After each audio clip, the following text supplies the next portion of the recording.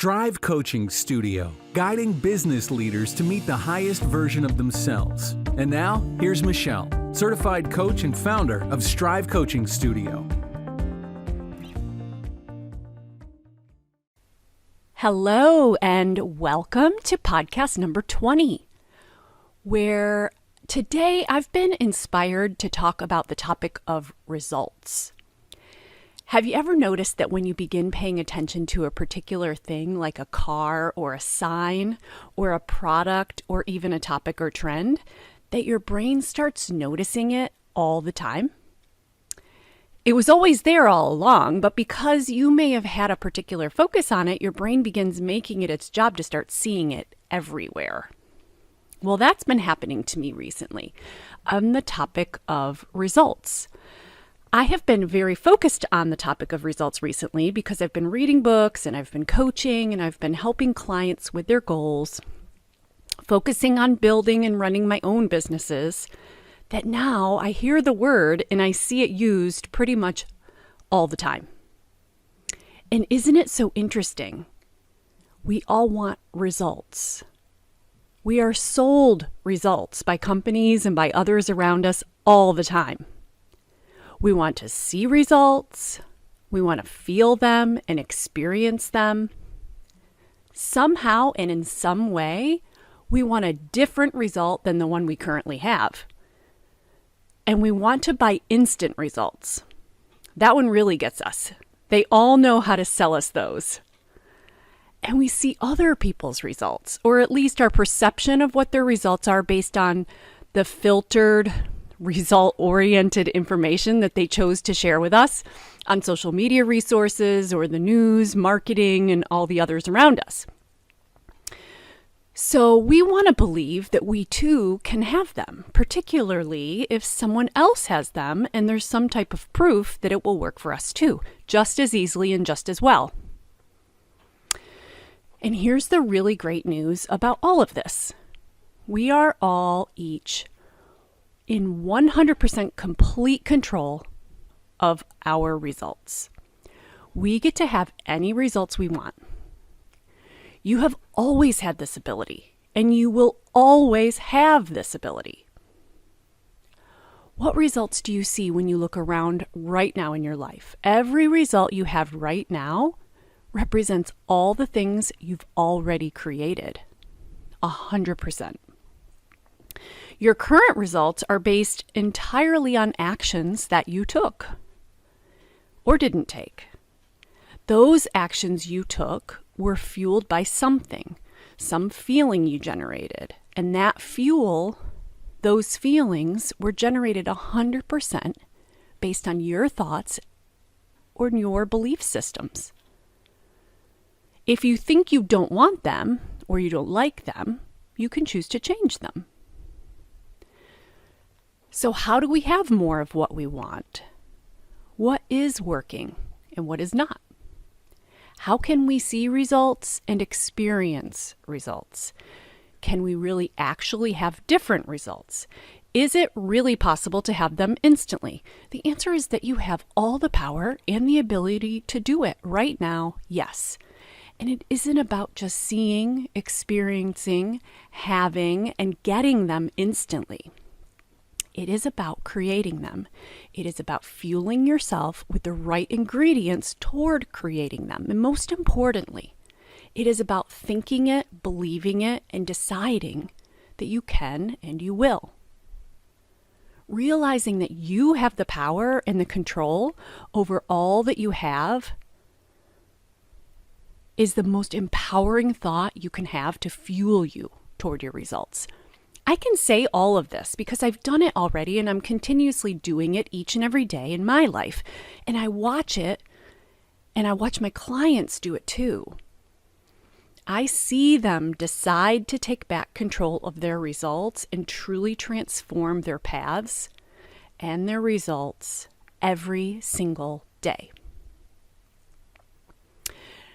So first, believe that you are in control of your results. Think that way all the time. Decide that you can count on yourself 100% to be in control of yourself and your results. Second is fuel your body with motivation, confidence, passion, whatever it is that fuels you from the control and decided empowerment belief that you have.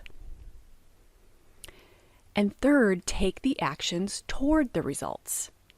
Assess, decide, create goals, begin all of the processes of change, of new, of experience, of the journey ahead. Kind of like the example I mentioned above with the brain focusing on things that are top of mind. Goals work in our brains in exactly the same way. Our brains love a job. They love to be pointed in a direction and allowed to go. They help to create so much direction for your mind to focus. The truth is that your mind, your brain, is wired to move in a direction and work really hard toward things for you. If you don't point it in the right direction, it's going to go to work anyway, in whatever direction it thinks is important. And guess what? Without direction, our minds can't be trusted to work in ways that really serve us very often or very well. It thinks it is, but if you check on it, like you would with a small child, for example, like playing in a playroom, you would realize that most likely it's probably gotten into something it shouldn't have, and it probably needs a new thing to look at and be distracted or redirected.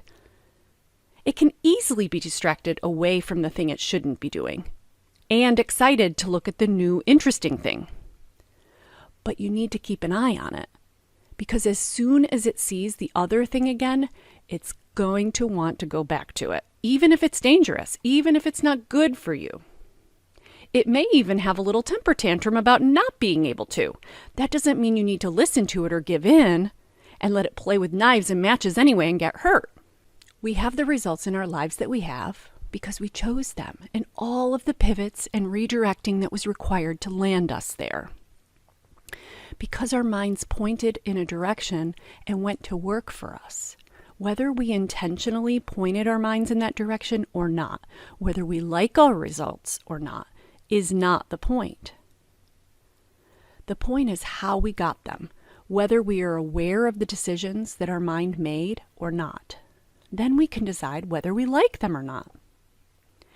So here's the questions to get started toward the results you want in your life. One is take an assessment of where you are, all that you've accomplished, and what you have.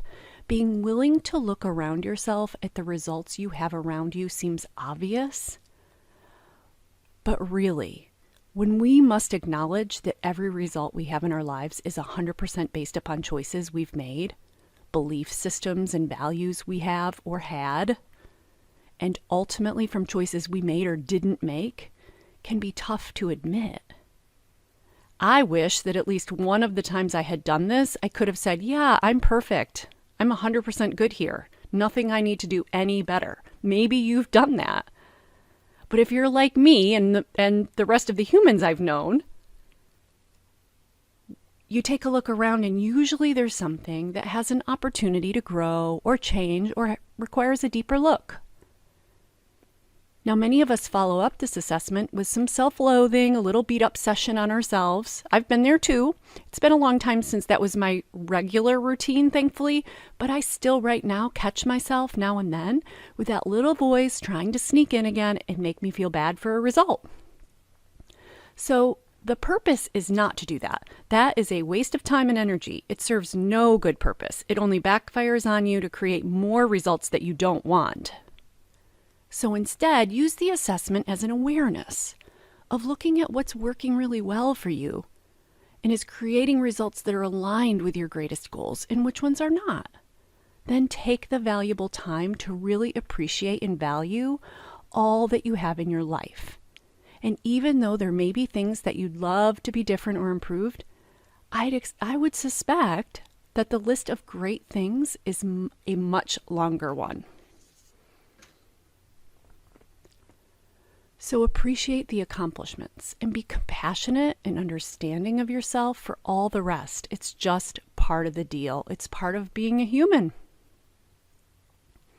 Number 2, what are the reasons that you accomplished those things? How did you do it? This again seems simple, but taking a deep dive into really analyzing why it worked, how you did it, what it took from you to get there is critical to watching your track of success.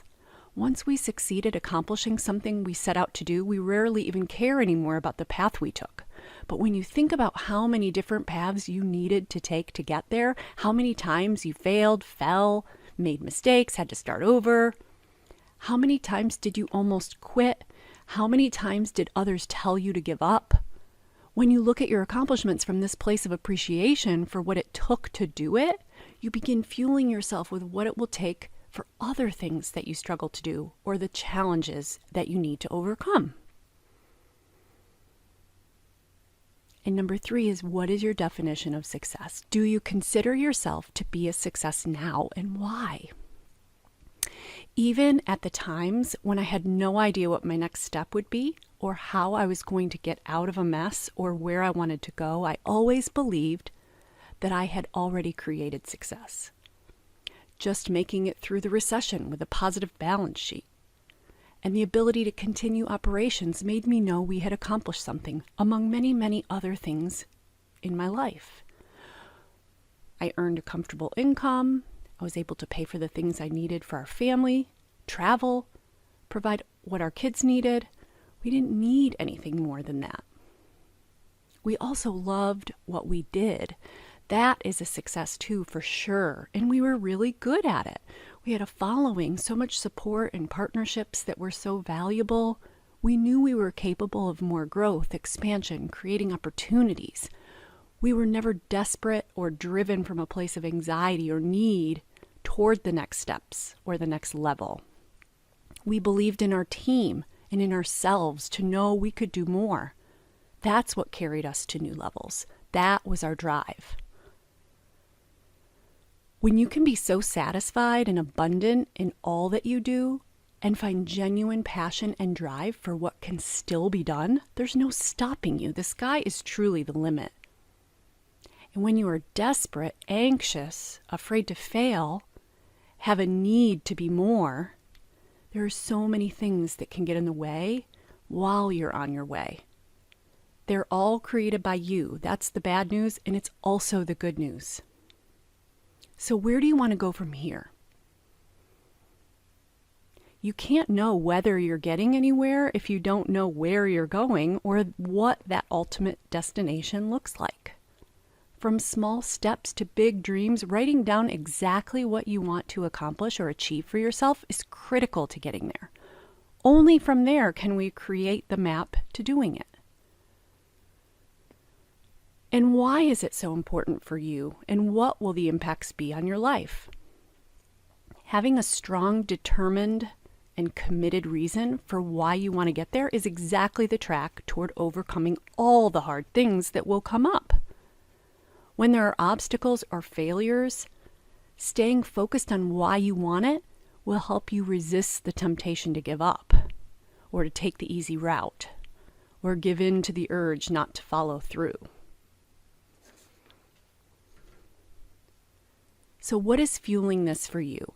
Is this coming from a place of desperation, not feeling like you're valuable enough, or that you need to prove something to others? Or are you confident, motivated, passionate, inspired, determined, maybe courageous?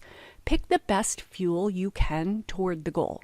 The better the fuel, the better the experience. And the more likely you will get there efficiently, safely, and quickly. So are you looking for results? You can choose them right now, right this instant.